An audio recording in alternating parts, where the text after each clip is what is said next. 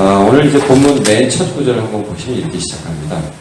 그들이 이 말씀을 들을 때에 말하자면 이제 그 앞에 예수님과 삭개오의 어떤 한 사건을 기록하고 있는데 참 감격스러운 그런 장면이에요. 삭개오는 한 사람이 회개하고 주께 돌아오고. 근데 지금 이제 어떤 노정에 있었냐 하면 다음을 보시면 비유를 통하여 말씀하신 이는 자기가 예루살렘에 가까이 오셨고, 이제 예루살렘에 가까이 오셨다. 누가복음 19장이라는 이제 누가복음 24장까지 있거든요. 이제 그 십자가 사건이 나온다는 말씀입니다. 이제 예루살렘에 가셔서 6월절을 경험하시고, 이제 내일 보면 내일 지나면 이제 점점 가까워지는데, 십자가를 지시고 죽으시고 온 세상에 복음을 전파하실 그런 계획이 예수님 마음 안에 있었잖아요. 그래서 여러분, 우리 누가복음 보면서도 계속해서 이 부분 말씀하시는 거 여러분 같이 보셨죠? 베드로가 신앙 고백을 딱 하는 장면, 주는 그리스도시요 살아계신 하나님의 아들이다. 이때부터 시작해서 예수님께서 내가 예루살렘에 가서 대제사장과 장로들에게 많은 고난을 받고 죽고 사흘 만에 살아나리라.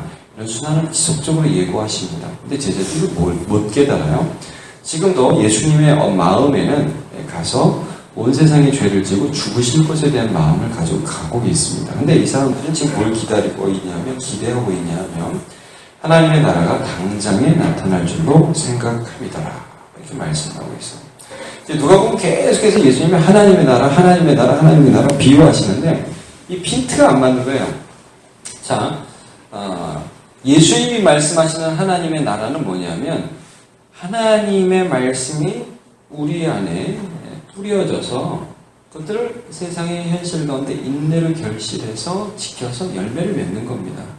그리고 그것들이 점점 자라나요. 하나님의 통치가 이 세상에 이루어져요.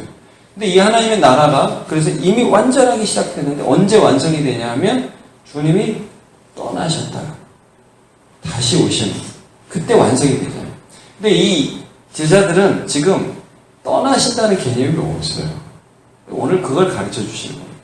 주님께서 떠나셨다가 다시 오셔서 완전히 하나님 나라가 완성되는 거예요. 완성되는 거예요. 그리고 그 사이에는 말씀을 듣고 인내를 지켜서 결실을 하는 거예요. 자, 그 부분을 오늘 이제 말씀해 주고 있습니다. 자, 12절. 이르시되 어떤 귀인이 왕위를 받아 가져오려고 먼 나라로 갈 때에 이 설정 자체.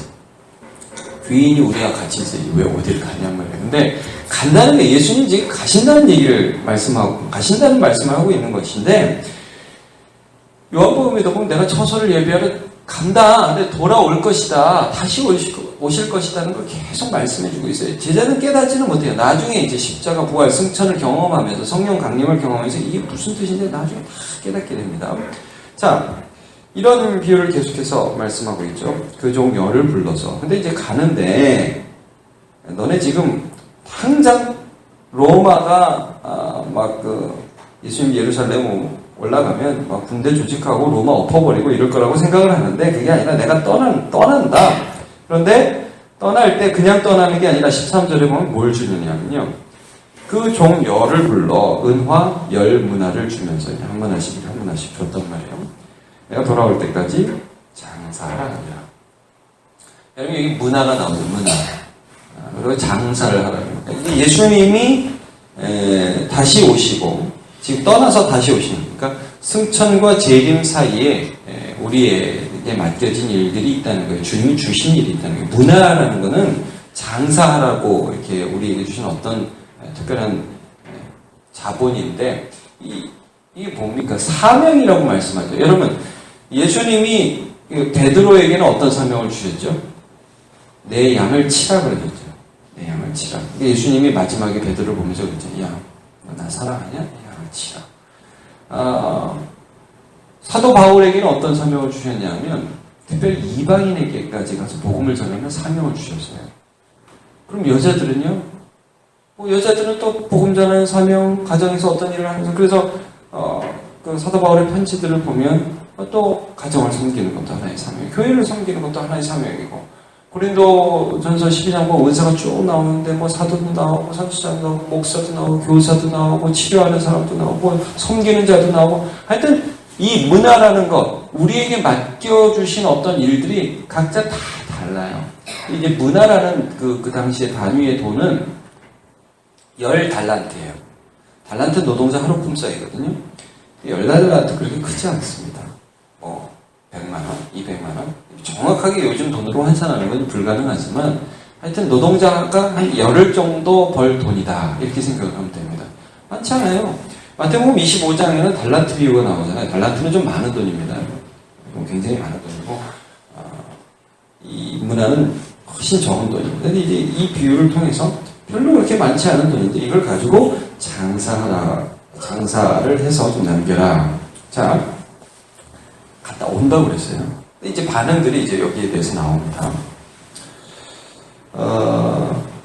14절 보면 여기 이제 14절과 오늘 보면 맨 끝에 두 가지 부분이 나오는데 이게 그 귀인에 대한 안 좋은 태도를 가진 사람들이 나와요. 이게 물론 바리새인과 유대교 장로와 이런 사람들을 비유로 하는 것이지만 그러나 예수를 따른다고 하면서도 이거 동일한 마음을 가진 사람들이 있기 때문에 이 부분을 설명하고 있습니다.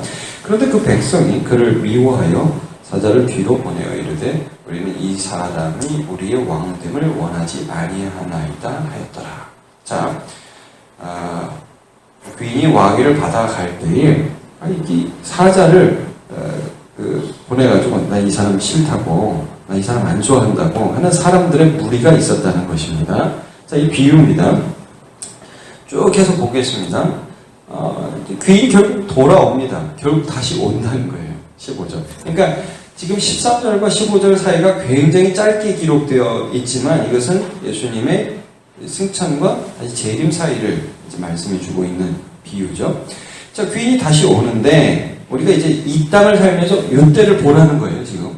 지금은 우리가 문화 갖고 장사하는 때예요. 이 장사하는 이때에 그 다음을 보라는 거예요. 그분이 다시 오실 때를 보라는 말씀이죠. 자, 그때 어떤 일이 있을 것이냐. 은혜를 준 종들을 각각 어떻게 장사했는지를 알고자 하여 그들을 부릅니다. 말하자면 결사를 한다 이거죠. 세 명의 반응이 나옵니다. 첫째가 나와서 주인이여 당신의 한 문화로 10문화를 남겼나이다. 열심히 해서 10문화 남겼습니다. 주인이 그래도 잘했다. 착한 종이요. 내가 지극히 작은 것에 충성하여서 10고을 권세를 차지하리라. 여러분 여기서 우리가 무엇을 알 수 있습니까? 천국에 가면 참 잘했다 수고했다 야 여기서 황금길에서 놀고 먹고 쉬어라 그게 아니라는 거죠.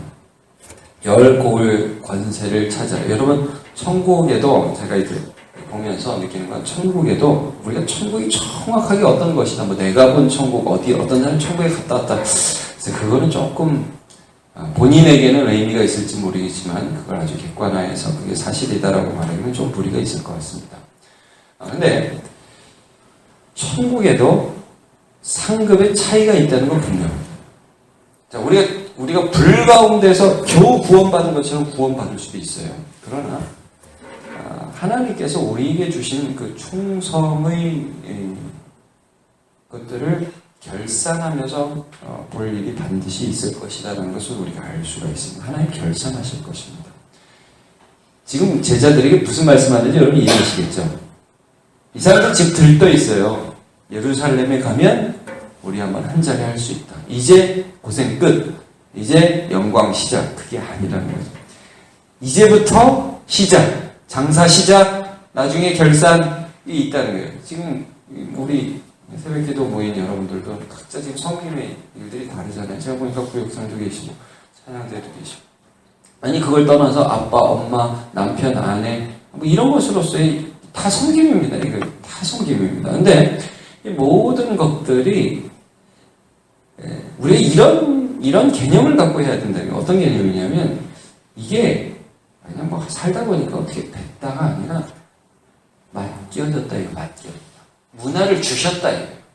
문화를 주시고 그분을 기다리면서 이 기간 동안에 그분을 예수 그리스도를 사랑할 수 있는 기간에 나에게 주신 나의 분량이라는 거예요. 사도 바울이 이 부분을 인식했기 때문에 뭐라고 나중에 고백을 합니까? 맡은 자에 구할 것은 충성이에요. 자, 여기서 여러분 조금 더 보기 전에 누가복음 12장을 한번 살펴보시죠. 누가복음 12장. 거기 보면 36절부터 예수님이 이제 비슷한 비유를 하나 하세요. 근데 이제 42절부터 우리는 좀 볼게요. 이제 35절부터, 누가복음 12장 35절부터 주님이 다시 오실 때를 준비하라 라는 부분에 대해서 비유를 하세요. 그래서 이제 뭐 주인이 다시 올 때 허리에 띠를 띠고 깨어있는 걸 보면 너희들 복이 있을 것이다.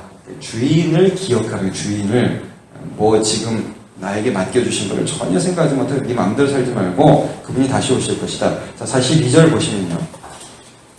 42절. 주께서 이르시되 지혜 있고 진실한 청지기. 이 청지기가 뭐예요? 맡은 자다, 맡은 자. 지금 이제 문화를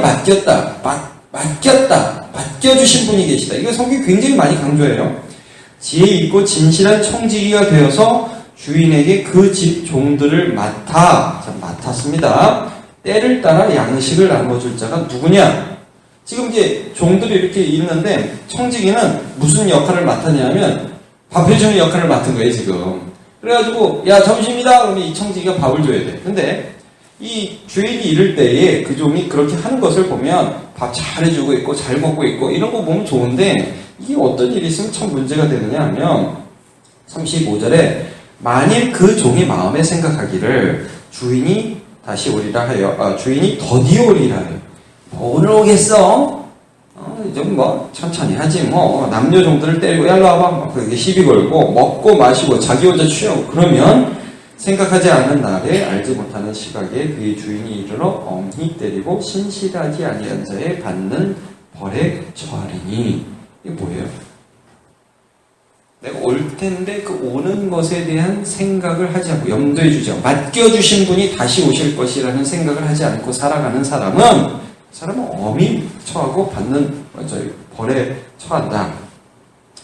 그러면서 이런 말씀을 해요. 주인의 뜻을 알고도 준비하지 아니하고 그 뜻대로 행하지 아니한 종은 많이 맞는데요. 알지 못하고 맞을 일을 행하는 종은 또 적게 맞는데요. 그러니까 우리는 안 하고 많이 맞을 것 같아요. 우리는 알기 때문에. 자, 근데 또 이런 말씀을 했어요. 무릇 많이 받은 자에게는 많이 요구할 것이다. 네, 여러분 우리 많이 받았습니까? 적게 받았습니까? 알아서 생각하시기 바랍니다. 근데 모르겠어요. 저는 많이 받았다는 생각이 많이 들어요. 그래서 당연히 여러분 많이 받은 사람은 당연히 많이 하는 겁니다. 그게 자랑이 아닙니다. 주님께서 맡겨주신 것이죠. 또 많이 받으려고 그렇게 뭐 기대하고 막 그러는 게 아니에요. 많이 주신 것은 이게 많이 주신 사람은 제가 이렇게 보면 많이 자랑을 해요. 많이 해야 되는데 나 잘한다 그게 아니라 많이 받은 사람은 입 다물고 많이 하면 됩니다. 자, 오늘 본문 다시 가보겠습니다. 19장. 이게 좀 연결이 돼서 하나님 나라에 대해서.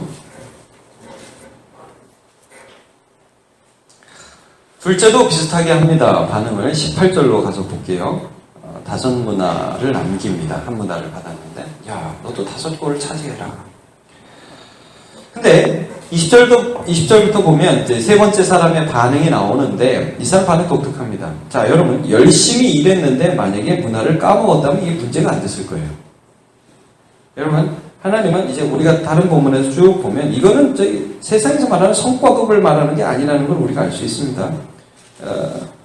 충성을 요구하시지 결과를 요구하시지 않으세요. 결과는 하나님이 하십니다. 자, 그런데 이 사람은 아예 안 해버렸어요. 20절부터 보면 한 사람이 와서 이르되 주인이여 보소서 당신의 한 문화가 여기 있나이다. 내가 수원으로 쌓아두었었나이다. 이는 당신이 엄한 사람인 것을 내가 무서워함이라. 당신은 두지 않은 것을 취하고 심지 않은 것을 거두나이다. 이게 무슨 말씀이냐면요. 당신은 엄한 사람이에요. 아니 그죠 뭐 이 한 문화 가지고 굉장히 많이 받으려고 하시는데 제가 장사라도 혹시 했다가 손해라도 봐가지고 이게 좀 까먹었다가 굉장히 혼날 것 같아가지고 아예 장사를 안 해버렸습니다. 이런 식으로 대답을 한 거예요. 여러분, 이게 이제 궁색한 변명이라는 거죠. 좀 전에도 말씀을 우리가 나누었지만, 자, 맡은 자는 누구를 기다려야 되느냐? 맡겨주신 자. 주인을 기다리는. 이게 당연한데, 여기에 대한 개념이 전혀 없고, 사실은 싫은 거예요. 자, 우리가 그 비유에서 어떤 자가 있었냐 하면, 우리는 이 사람의 왕됨을 원하지 않나이다 하면서 뒤로 사자를 보내는 사람이 있다고 했죠. 똑같은 거예요. 이 사람 마음 안에 맡겨주신 자가 싫은 거예요. 그래서 안 하는 거예요. 여러분, 하다가 실패하면 괜찮습니다. 하다가. 주의 일을 열심히 하는데 넘어질 수 있습니다. 근데 이게 딱 보면 압니다. 사람 사이에서도 조금 느낄 수 있습니다. 물론 우리가 함부로 판단하면 절대 안 됩니다. 그건 안 되고, 그러나 우리 주님은 아십니다. 우리의 마음을 아세요. 주님을 섬기고자 하는데 넘어지는 것과 주님을 믿지 않는 것과는 다 맡겨주신 분을 향해서 이미 이 사람은 이게 다른 거예요. 자, 주님께서 어떻게 하십니까? 곁에 있는 자에게 한 문화를 빼앗아 열 문화 있는 자에게 주라. 그러면서 주인이 이르되 26절 내가 너에게 말하노니 무릇 있는 자는 받겠고 없는 자는 그 있는 것도 빼앗기리라 이렇게 말씀하고 있습니다. 여러분, 우리가 하나님을 향하여 충성하면 하나님이 길을 더 열어주십니다. 우리가 주님을 사랑하고 주님께서 맡겨주신 일들을 하나 할 때 두 개가 열립니다. 그리고 예수 사랑하고 살아가면 우리 편하게 살 생각을 하면 안 됩니다. 예수를 사랑하고 살아가는 삶은 이 세상에서 충성하면서 사는 삶입니다. 그리고 우리 맡겨주신 분을 우리가 결국 만나게 될 거예요. 우리에게 맡겨주신 그분을 만나게 될 겁니다. 여러분, 이거 아멘입니까? 요한계시록 22절, 20절을 읽겠습니다. 이것들을 증언하시니가 이르시되 내가 진실로 속히 오리라 하시거늘 아멘. 주 예수여 오시옵소서. 고린도전서 4장 2절 그리고 맡은 자들에게 구할 것은 충성입니다. 잠언 25장 13절 충성된 사자는 그를 보낸 이에게 마치 추수하는 날에 얼음 냉수 같아서 능히 그 주인의 마음을 시원하게 하느니라. 아멘. 오늘 우리에게 작은 것 같은 것을 맡겨주신 주 예수 그리스도께 충성하면서 사는 저와 여러분 되시기를 예수님으로 축복합니다. 기도하겠습니다.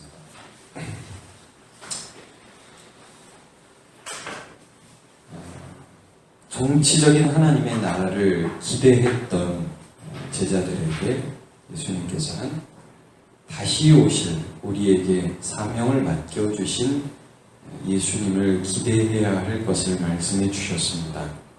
맡은 자에 구할 것은 충성이라고 사도 바울도 예수님의 마음을 담아 말씀을 기록했습니다. 오늘 우리가 이 세상을 살아갑니다. 바쁜 하루가 될 것이고 부담스러운 하루가 될 것입니다. 그러나 우리 항상 잊지 않고 내게 사명 맡겨주신 예수 그리스도를 바라보게 하여 주옵소서. 언제 그분이 다시 오실지, 언제 예수께서 다시 오실지 우리는 알지 못하지만 그분을 만날 때, 예수께서 다시 오실 때에 우리 기쁘게 주님을 향하여 충성하다가 주님을 사랑하여 인내하다가 주님을 사랑하여 결실하는 과정에 그때 주님을 만날 수 있도록 주여 우리에게 오늘도 주님 사랑하는 마음으로서의 충성의 하루가 될 수 있도록 은혜 내려 주옵소서. 감사하며 예수님의 이름으로 기도하옵나이다. 아멘.